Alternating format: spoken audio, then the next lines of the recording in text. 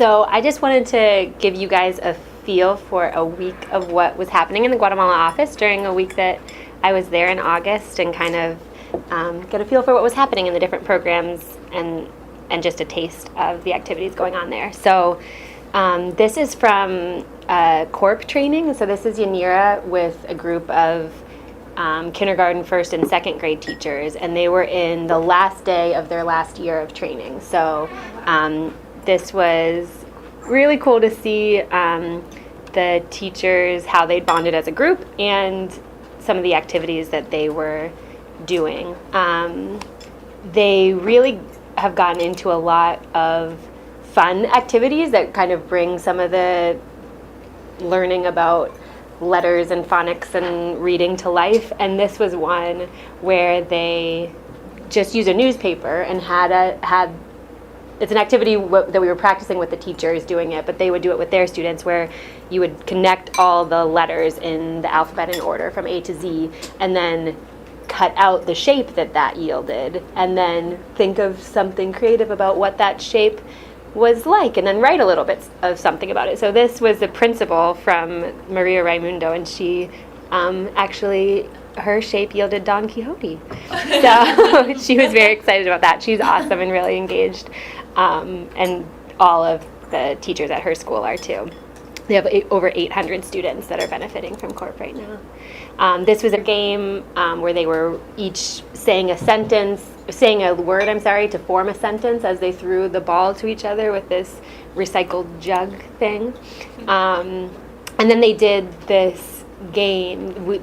These were homemade games that the CORP team had made to kind of refresh the teachers on everything that they'd learned over the course of 2 years. So it was a review of different techniques that they learned and sharing their experiences from the last 2 years. So that was really cool. The same day that I was at that CORP training, Augusto from the textbook team was visiting a school, Monte Sion School, and actually celebrating their win. They had 2 of their students win at the departmental level of the Science Olympiad contest. And it was, they were super excited. It was the first year that they'd ever had any students win. The girl there, Jennifer Rosemary, had won first place in the physics contest in the whole department, and the boy won second place in the math contest.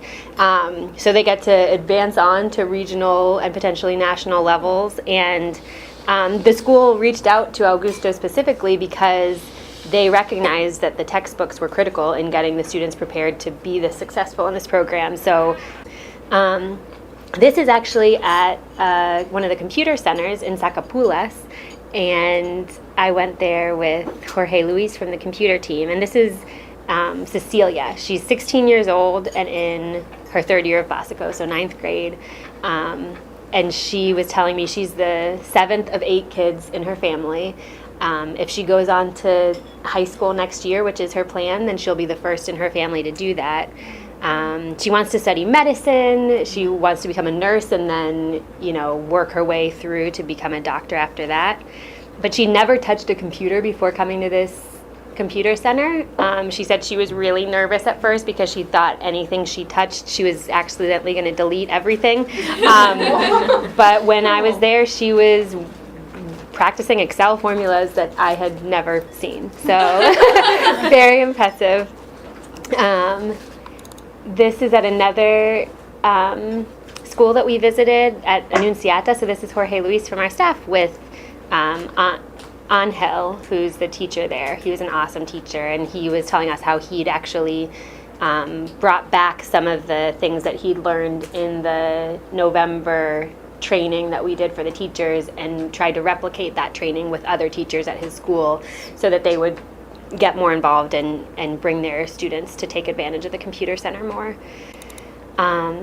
This is the whole scholarships team, and they were showing off their superpowers at Carly's request, actually.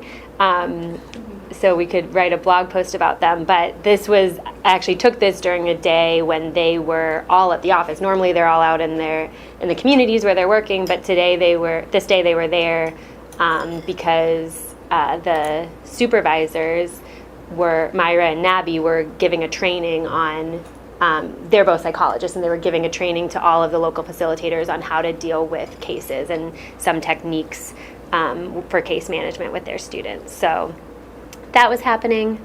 Then I went to a workshop in Las Camillus, one of the scholarship communities, and this is Marlene, and they were doing a workshop actually on gender rights and power relations.